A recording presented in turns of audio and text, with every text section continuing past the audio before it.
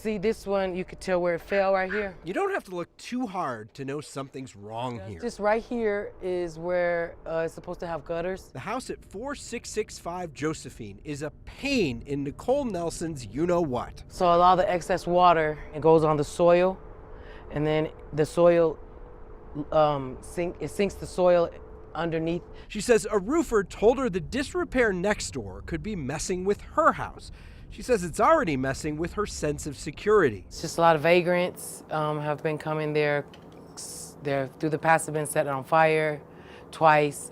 Squatters, having people invade my privacy. Nicole says a couple of years ago, someone from Habitat for Humanity came to her door and let her know they just bought the property. And just give us a minute, we're ramping up to get it fixed, to sell it. Property records show Habitat, which merged with the Colorado Community Land Trust, took over 4665 Josephine in December of 2023.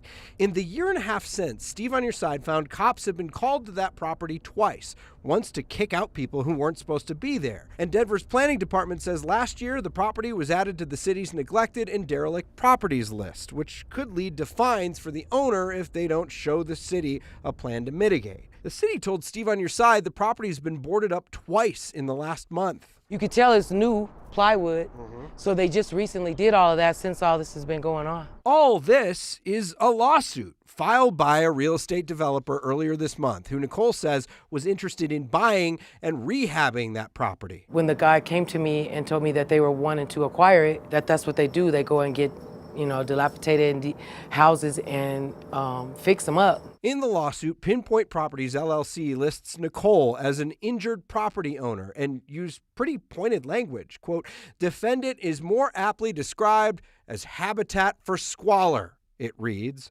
Nicole doesn't have as sharp of words for her next door neighbor. I've actually had them help me in my house.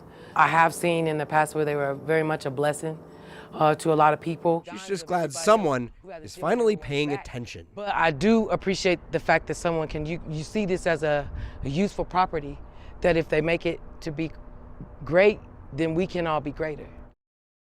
Habitat for Humanity told us they can't comment on this situation because of the litigation, but they did an interview with Westword before this lawsuit was filed, and in a story published there on Wednesday, Habitat told them that the property is contaminated with meth and asbestos, and they're struggling to find the funding to try to remediate all of that. The developer behind this lawsuit has filed several other cases in Denver against abandoned properties on that same neglected and derelict properties list.